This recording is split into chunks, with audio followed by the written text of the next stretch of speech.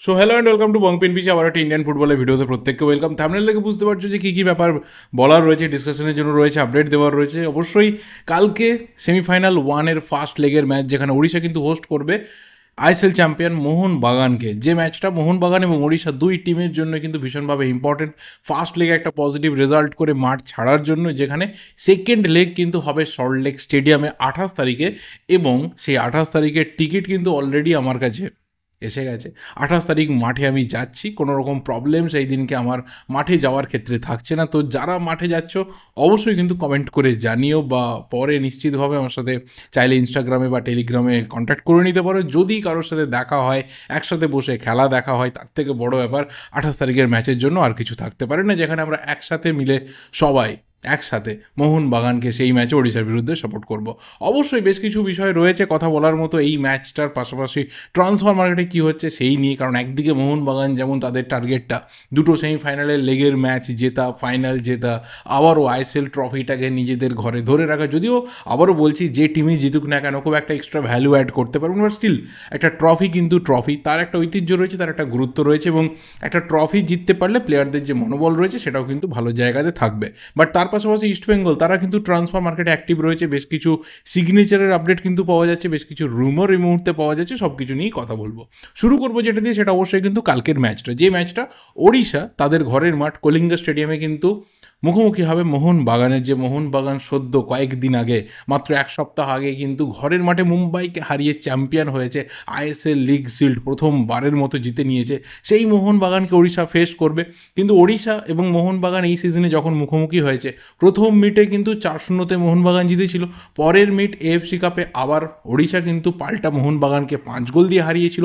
কিন্তু আইএসএলের দুটো লেগে যখন দুটো টিম মুখোমুখি হয়েছে, দুটো ম্যাচ কিন্তু ড্র হয়েছে। তো কোথাও আবারও বলছি যে পাল্লা কিন্তু দুটো দিকে ব্যালেন্সে রয়েছে। দুটো টিমে এমন কিছু ভালো প্লেয়ার রয়েছে যারা যে কোনো মুহূর্তে ম্যাচের মোড় ঘুরিয়ে দিতে পারে। কিন্তু তার থেকেও বড় কথা, এই ম্যাচটা পার্টিকুলার আমার মতো একজন সাধারণ ফুটবল ফ্যানের কাছে দুজন ব্রিলিয়েন্ট কোচের ট্যাকটিক্যাল ফাইটের ম্যাচ হয়ে উঠবে।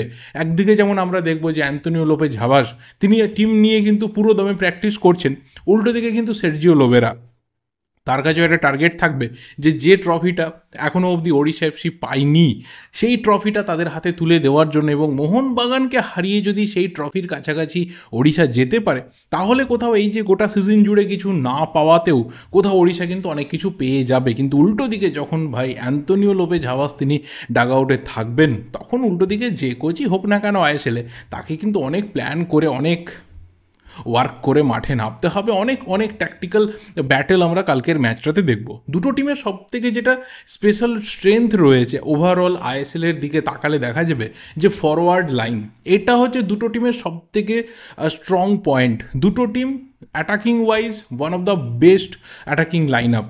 যেদিকে ভাবো না তুমি, একদিকে যদি পেত্রাতস, কামিংস বা সাদিকুর কথা বলা হয়, তাহলে উল্টো দিকে কিন্তু রয় কৃষ্ণা, দিয়েগো মরিসিও এবং ইসাগার আলতে, এদের কথা বলতে হবে। একইভাবে থ্রু আউট দ্য সিজন এই তিনজন করে প্লেয়ার দুটো টিমের হয়ে প্রচুর গোল করেছে, টিমকে হেল্প করেছে, আজকে যে জায়গাতে টিম রয়েছে সেখানে কিন্তু পৌঁছে দিয়েছে।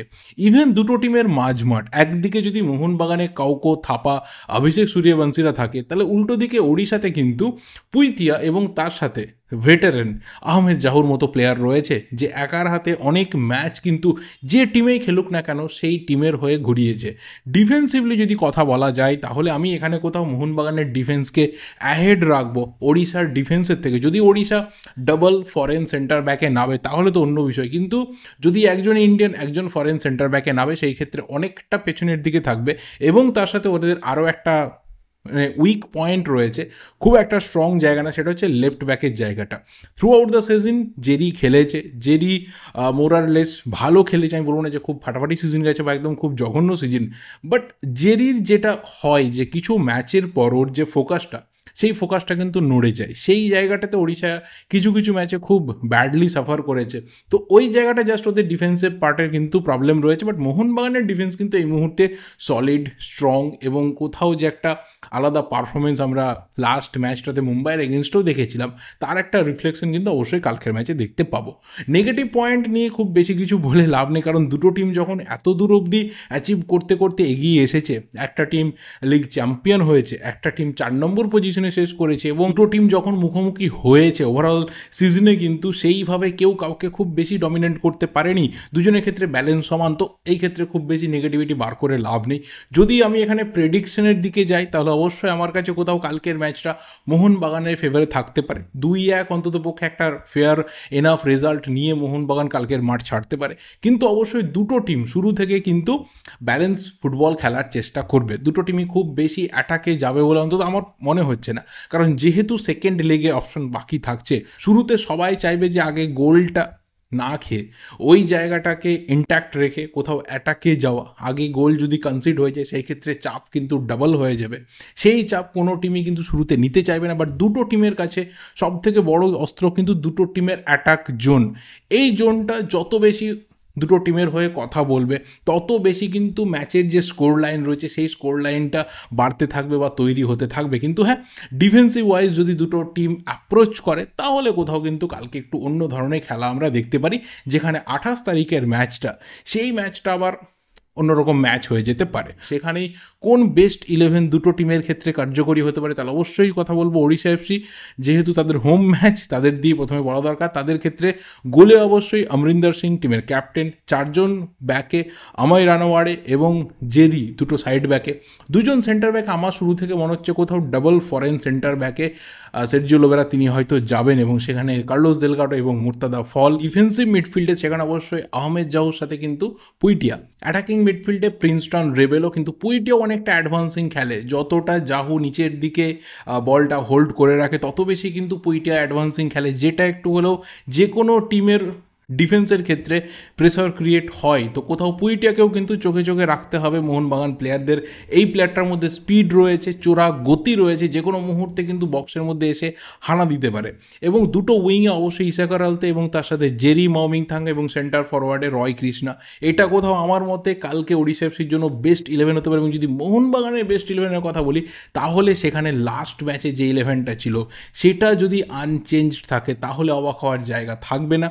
কিন্তু কিছু পরীক্ষা নিরীক্ষার রাস্তাতে হাওয়াস অবশ্যই হাঁটতে পারেন, কারণ তিনি অ্যান্তোনিও লোপেজ হাওয়াস, শেষ মুহূর্ত অবধি তাকে রিড করাটা এতটা ইজি ব্যাপার না, খুব কঠিন একটা ব্যাপার। বাট স্টিল আমার পছন্দের কোথাও কালকের বেস্ট 11 এরকম যে গোলে ভিসাল ক্যায়, 3 জন সেন্টার ব্যাকে আনোয়ার আলী, হেক্টর ইউস্তে এবং তার সাথে শুভাশিস বোস। ডিফেন্সিভ মিডফিল্ডে অভিষেক সূর্যবংশী, তার সাথে কিন্তু হোল্ডিং মিডফিল্ডার হিসেবে জনি কাউকো, তার রোলটা ভীষণভাবে ডিসাইসিভ। অ্যাটাকিং মিডফিল্ডারের রোলে অবশ্যই অনিরুদ্ধ থাপা, যা সব ম্যাচ পরপর খেলছে, যেভাবে নিজের ফর্মটা ফিরে পেয়েছে, সিরিয়াসলি বলছি মাঝ মাঠে এই মুহূর্তে মোহনবাগানের সেরা ফর্মে রয়েছে। দুটো উইংয়ে মনভীর এবং লিস্টন, এবং সেন্টার ফরওয়ার্ডে মাই ফেভারিট দিমি পেত্রাতস এবং অবশ্যই আর্মান্দো সাদিকু। এটা কোথাও কালকে মোহনবাগানের বেস্ট 11 হতে পারে, যেখানে বেশ কিছু স্ট্রং প্লেয়ার কিন্তু বেঞ্চে থাকবে যারা পরবর্তী সময়ে এসে গেম চেঞ্জ করতে পারে। এবং এর সাথে অ্যাডিশনাল বলতে পারি যে সাহাল আব্দুল সামাদ কিন্তু টিমের সাথে অনেক দিন পর প্র্যাকটিস শুরু করেছে। তো অনেকে হোপফুল থাকতে পারে যে কালকের ম্যাচে, এই ইম্পর্টেন্ট ম্যাচে হয়তো সাহাল আব্দুল সামাদ ফিরলেও ফিরতে পারে। দেখা যাক, সেটাও একটা চমকের জায়গা থাকতে পারে কি হয়।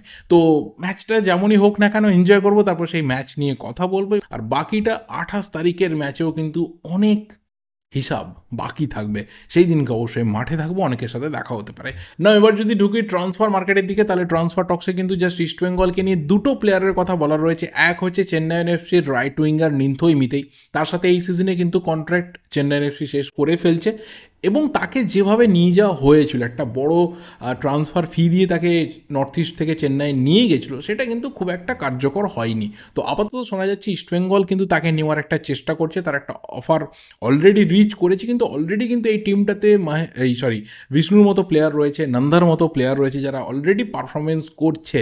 তো সেই জায়গাতে আরও একজন রাইট উইঙ্গার কোথাও গেম টাইমে কিন্তু ক্রাইসিস হতে পারে। বাট হ্যাঁ, বেঞ্চ স্ট্রেংথ বাড়তে পারে, যেটা এই সিজনে ইস্টবেঙ্গলের অলমোস্ট সেইভাবে ছিল না।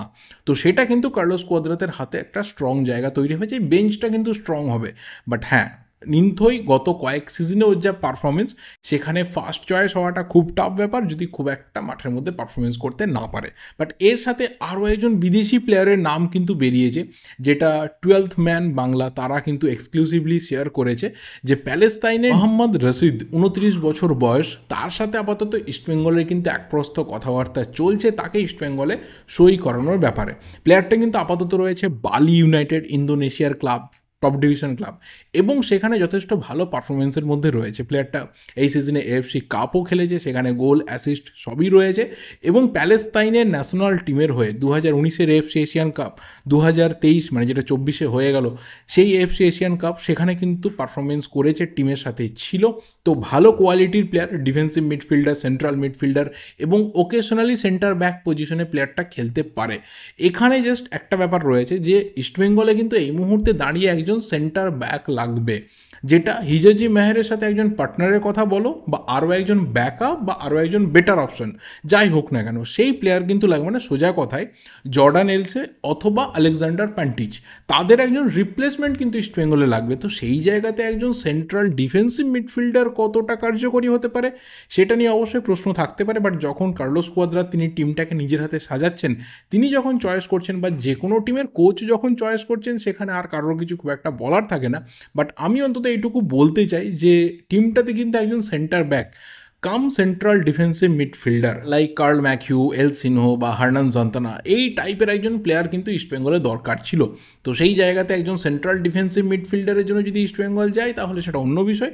কতটা ভালো সিগনেচার হয় প্লেয়ারটা আসার পরেই দেখা যাবে। বাট প্লেয়ারটার মধ্যে কিন্তু কোয়ালিটি রয়েছে, হাইট বলো, ফিজিক বলো, বা ডিফেন্সিভ এবিলিটি বলো, যথেষ্ট পরিমাণে ভালো।